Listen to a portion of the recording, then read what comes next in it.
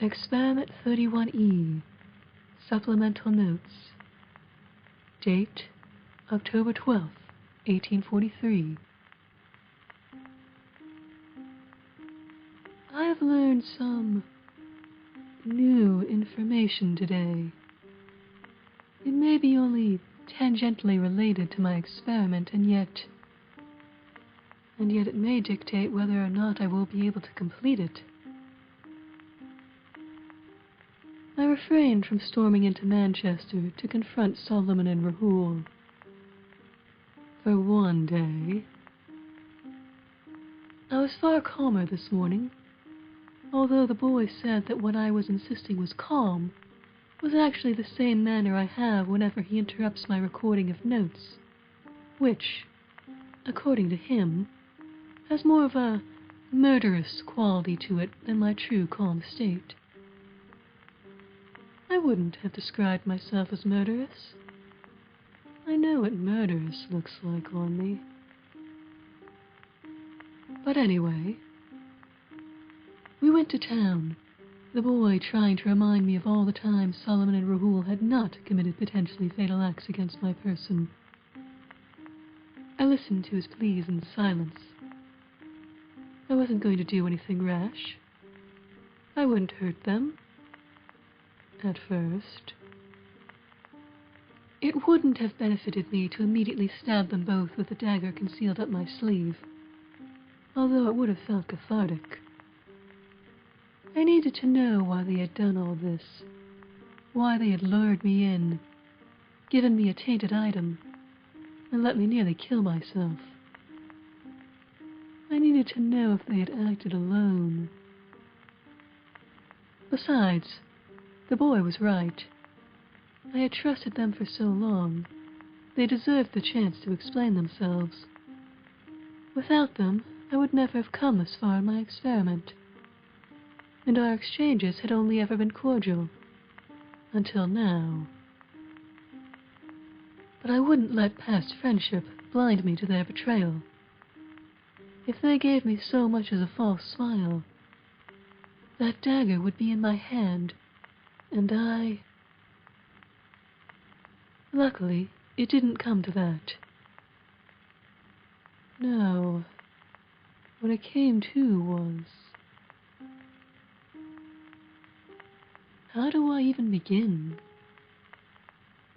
This visit revealed a truth far more bizarre than I ever could have anticipated. When I stepped into Solomon's shop, he was assisting two gentlemen with the purchase of a necklace. Solomon looked up as I entered, and his face... I'm not sure what I was expecting. Shock? Terror? Disappointment? Somehow, I had convinced myself that my very presence would rend their vile plans asunder.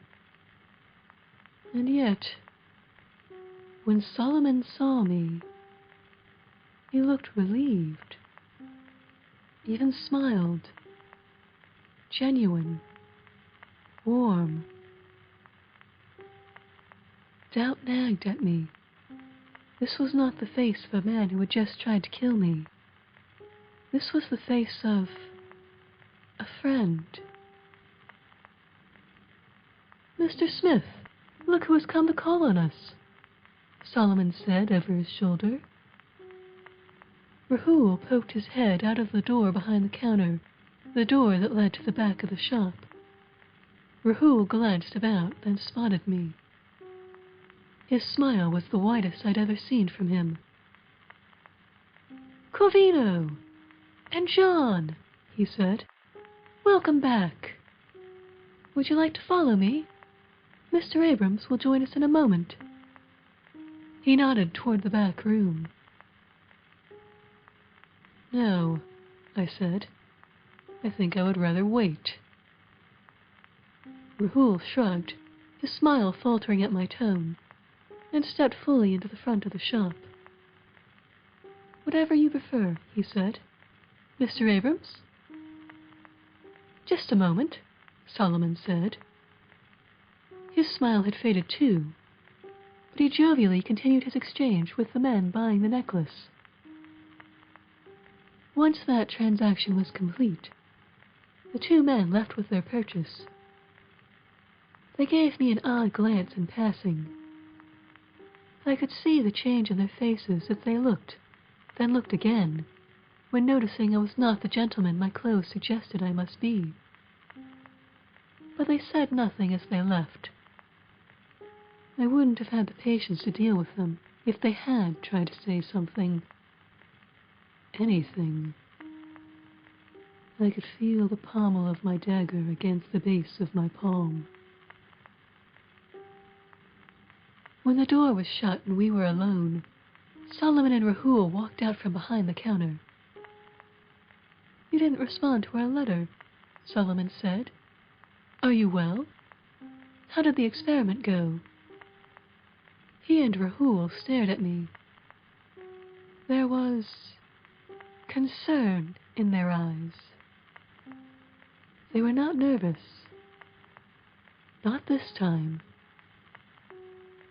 Perhaps they noticed something about my demeanor, some stray expression I failed to suppress, some tension I could not smooth out. But both their brows furrowed as they looked at me. "Cravino?" Rahul said. "What's wrong? Did something happen with—" I interrupted before he could finish. "Were you expecting something to happen?" I asked. That brought them up short. They glanced at one another. Nervous. "Vic," Solomon began, but I could no longer hold back. "You gave me an unstable solution," I said. "That panacea was not what you claimed. When running an electrical current through it, the vial exploded. It could have killed me. You know that electricity is part of my procedure. Did you know this would happen?" Their faces expressed shock, their eyes wide, their mouths agape.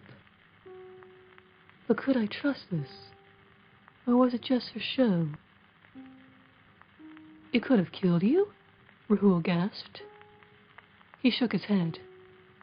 No, of course we had no idea it would do that," he said. "Our colleague who gave it to us never mentioned anything about it being unstable."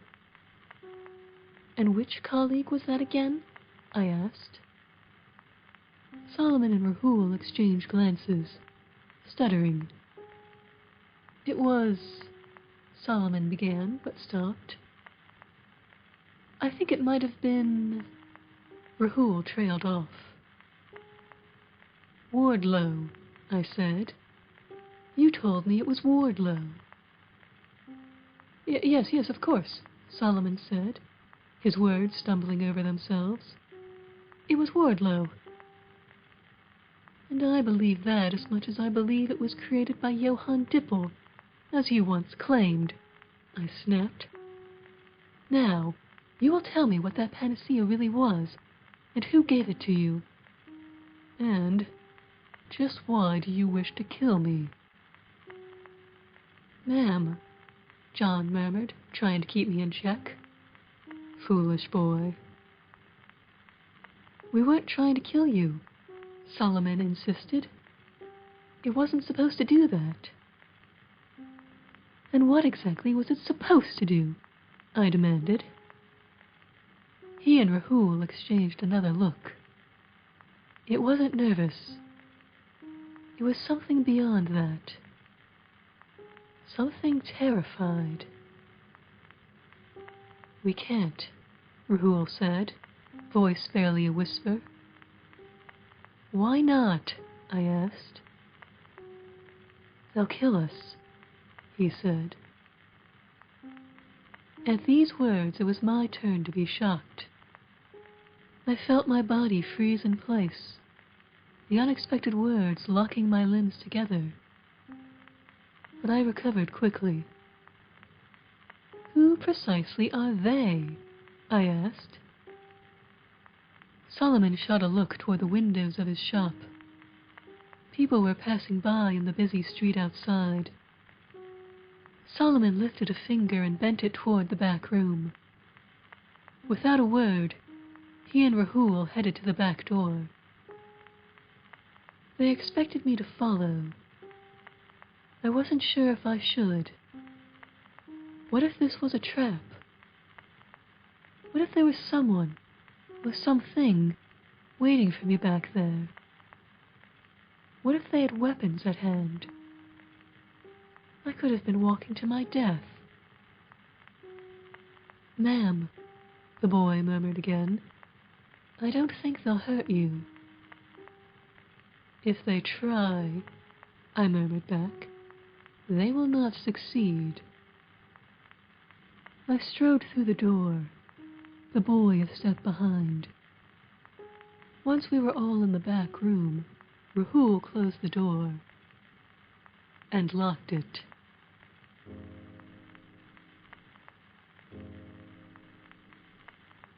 I lowered the dagger's hilt further into my hand.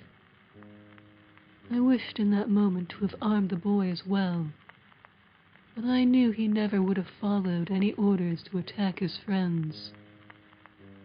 I also wished I had a pistol instead of a dagger, but those blasted things are so loud there would have been no hiding what I had done from anyone in the vicinity. Fortunately, there was no need for it. At the click of the lock, Solomon turned to me, his eyes earnest. "We had no idea they would make the solution dangerous," he whispered in a rush. "They had promised us it wouldn't hurt you. That was the only reason we had agreed to it." "If we had known," Rahul said, also in hushed tones, "we never would have given it to you." "And why were you so concerned that it could have harmed me if you didn't expect it would?" I asked, whispering because they were whispering. Why we were whispering, I had no idea. Did they suspect someone would overhear? "We didn't think it would hurt you," Solomon whispered. "But you may have encountered something." "Encountered something?" I repeated. "Such as?" Another exchange of glances. The two of them shared an unspoken language. I'd seen it before, but I'd never quite learned to translate it.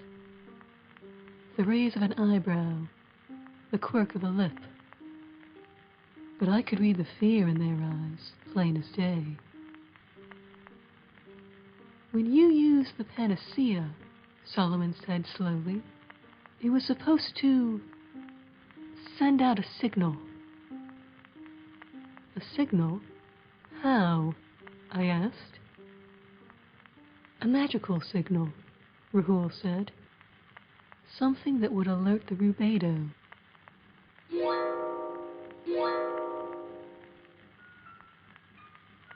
As much as I wanted to scoff at the concept of a magical signal, there were far more pressing issues. "What is the Rubedo?" I asked. "And why does it, or they, need a signal from my experiment?" "The Rubedo Society is a secret organization of alchemists and mages," Solomon said. He held up a hand. "Please, hold your jibes until the end." I wasn't going to say anything, I said. Even the boy didn't bother to hide his incredulity. Solomon chose not to voice his own opinion, but a slight smirk did make an appearance. "The Rubedo," Solomon continued, smirk dissipating, "is a society that any magic user worth their salt wants to be a member of. They are well hidden from those who do not practice the art, but they have influence across Europe. They have eyes and ears everywhere." As he said that, I realized why we were whispering. He feared those eyes and ears. But why would they spy on us here? "They're expanding elsewhere, too," Rahul added. "Anywhere European empires touch. They bring Rubedo with them. My grandfather was a member, and he brought it along with him during his travels when he worked with the East India Company. Sounds like the spread of a disease, I said. Perhaps, Solomon said. I was once happy to join them, as was Rahul. The two of them rolled up their right sleeves, revealing identical tattoos. I'd seen it before, peeking out when they reached across counters and their shirts hitched up. A circle inside a square inside a triangle, all inside another circle. I don't know much about alchemy, but I'm familiar with that symbol. It represents the philosopher's stone, the ultimate goal for alchemists to achieve. The stone grants immortality and the ability to transmute lead to gold, leading to untold riches. But I've always wondered what good would alchemists do with such things if they ever were to achieve them. Would they share these miracles, or selfishly keep them to themselves? So you're both members of this secret society? The boy asked. You're working with them? And they tried to kill Miss Trafford? I'd never seen John give Solomon and Rahul such a cold look before. He tried to pull himself up to his full height to look intimidating. But unfortunately, Sol and Rahul are both significantly taller than him, so it did very little. We didn't know they were going to try to harm Corvino, Rahul insisted when he saw the boy's reproach. We really didn't. And honestly, after some recent meetings among our local sect, we have been reconsidering our membership. Except no one cuts ties with Rubedo, Solomon said. The very idea is treated as ludicrous. Who would want to leave such a prestigious group? Joining gives you access to the finest books on alchemical subjects, and you can collaborate with experts across the world. But when you pledge your loyalty to Rubedo, you pledge it for life. And they take that pledge seriously. They don't want people to leave. And if you try, they have ways of finding you. Solomon swallowed, his gaze dropping to the floor. Rahul put a comforting hand on his shoulder. What does all this have to do with me and my experiment? I asked. Are they concerned that my attempts at reanimating dead matter will conflict with their stranglehold on the alchemical community? Rahul shook his head. No, it's not that. They don't even believe your experiment will succeed. My scoff at that may have sounded more like a squawk. The audacity, I said. What do they even know about my experiment? Unfortunately, Rahul said, sharing another look with Solomon, quite a bit. We may have told them some things. We had to, he rushed to add. When you swear your loyalty to them, you must obey everything they command of you. When we made our vows, we never thought that would be a problem. What could they possibly ask us to do?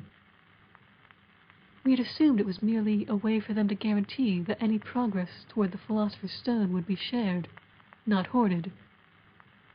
But it seems the truth is, this loyalty pledge gives them access to what is, essentially, a large and powerful army of mages who must do the bidding of the elders, or face the consequences.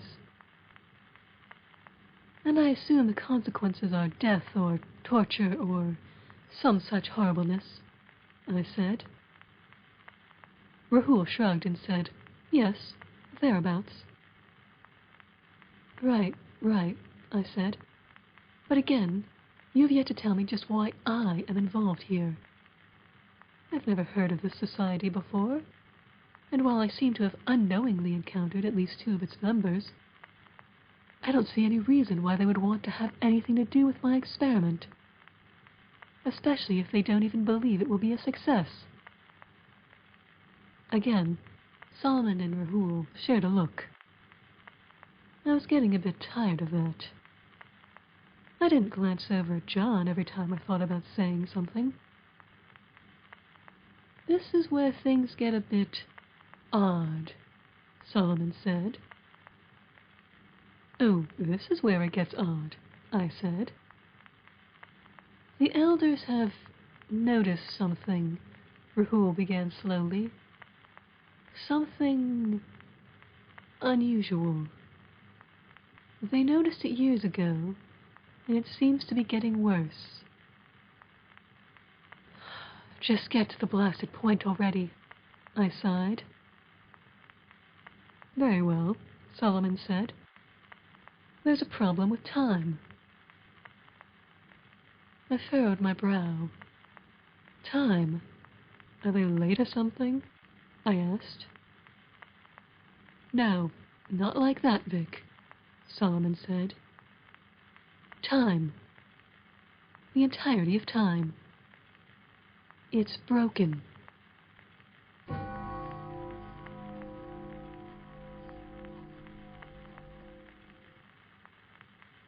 All right. I will admit that at this point, I did glance over to share a look with the boy, but merely to see if he had understood that statement any better than I had. Judging by the wrinkle in his forehead and bewilderment in his eyes, he had not. I beg your pardon, I said. What do you mean time is broken? Rahul and Solomon both gave a resigned sigh. Years ago, Rahul said, the elders noticed something they called the divergence. Events were not happening the way they had been predicted in prophecies. Prophecies that had, until this point, been reliable. And it wasn't just ancient prophecies. It was happening with predictions made by modern seers, who had written down what they'd seen would happen in a few years. Suddenly, after having always gotten things right, they were wrong. But not always. Sometimes, things still happened as predicted. Sometimes not. At first, they didn't understand what was happening. They wondered if there was something wrong, something blocking the ability of second sight.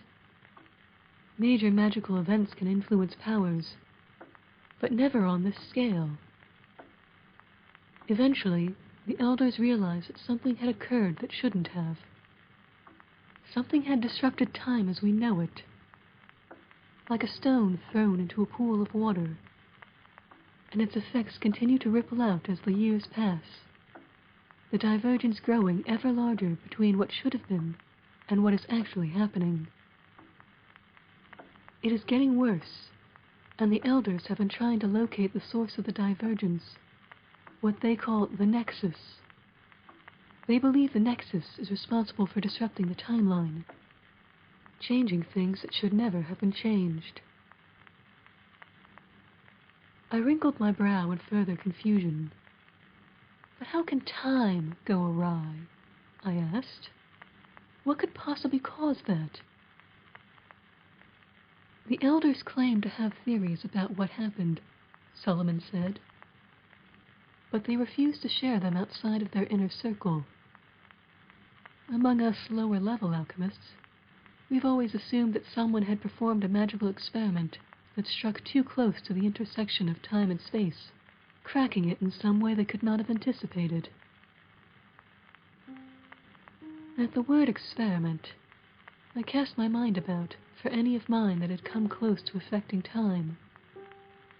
I could think of nothing. How could one even shatter time in such a way? Do they think Miss Trafford caused this nexus? The boy asked. He looked at me, incredulous. Have you ever gotten close enough to time to break it?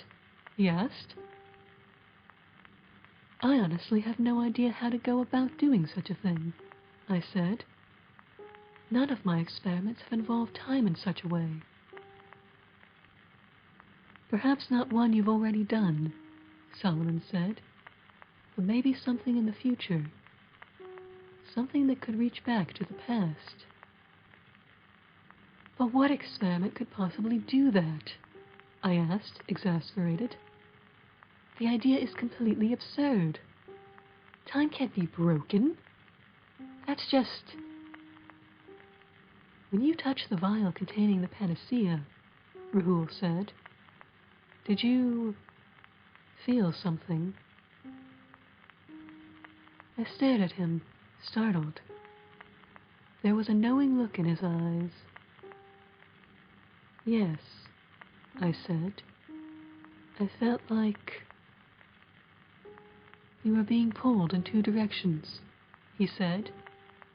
Two versions of you overlapping at once, living different lives, different experiences. Yes, I said again. Except I didn't feel another version of me. I felt me, myself, on one side, and then, on the other, there was nothing. Solomon nodded gravely. There are those who have had the same experience, he said.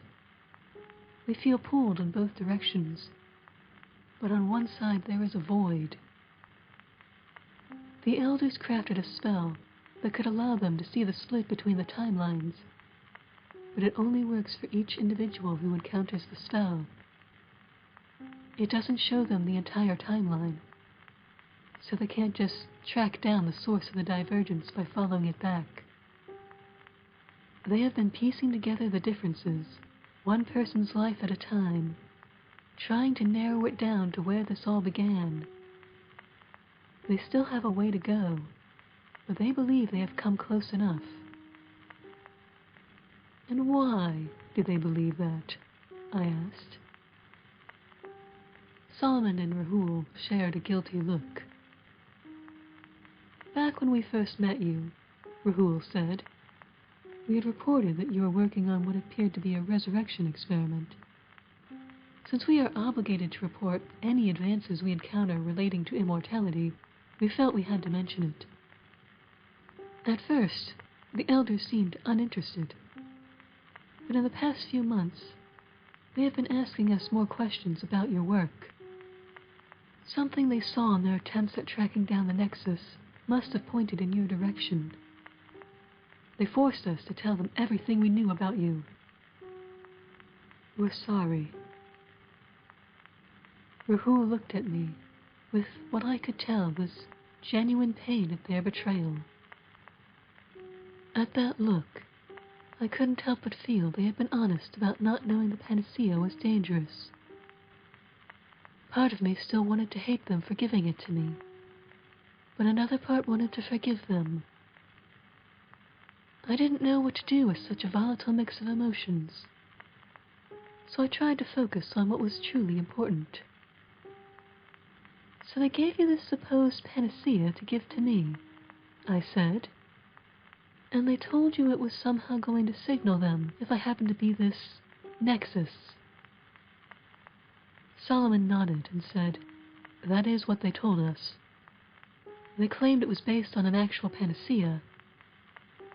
They lied, I said. It's more of a preservative. Solomon shrugged and said, they have plenty of preservatives on hand, and this certainly wouldn't be the first thing they've lied to us about. But they needed you to believe enough in what it was capable of for you to actually use it. Hence their elaborate claims about its source and abilities. They did imbue it with special qualities. Yes, magical qualities. Get out your scoffing now. That tied it to the divergence, as you could see when you touched it barehanded. And they told us it would only let out a signal when you used it if the panacea detected the Nexus. When we hadn't heard from you for so long, we feared the alchemists had come for you. We're not sure what they intend to do with the Nexus when they identify it, but with how they treated us when they forced us to tell them about you, We had no faith that their methods would be kind. We didn't realize they wanted to kill you, but maybe we should have. As I listened to him, something strange opened up in me. It was as if I were holding that damn vial again, pulled in two directions. I wanted to burn this Rubedo society down, but I also wanted to know all their secrets. There was something in that panacea, I said. Something that actually worked. I think it might be the missing ingredient for my formula, but I could not identify what it was. Would you be able to find out for me? The boy's mouth dropped open, and he gawked at me. Ma'am, is that really what you're taking away from all this? He asked. They tried to kill you. They think you've broken time.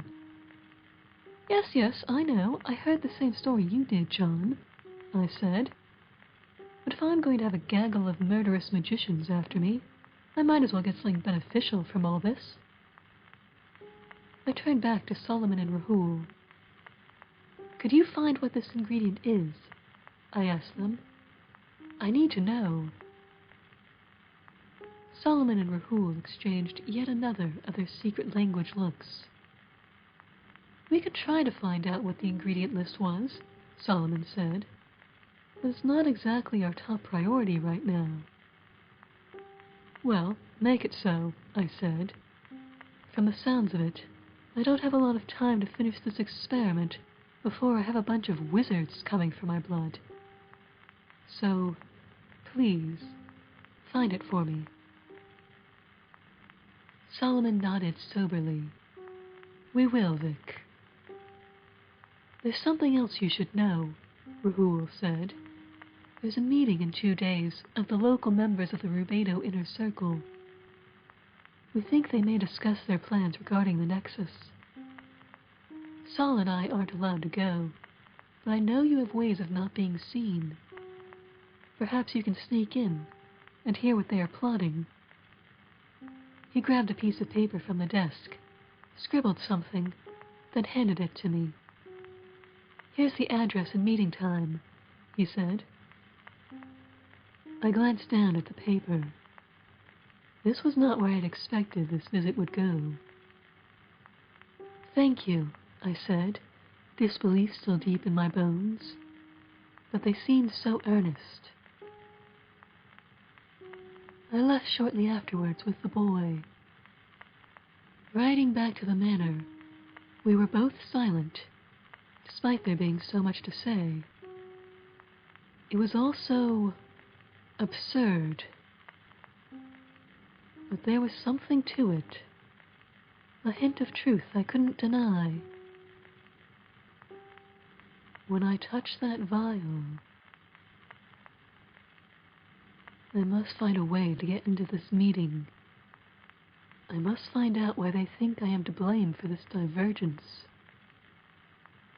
I might be running out of time in more ways than I'd thought.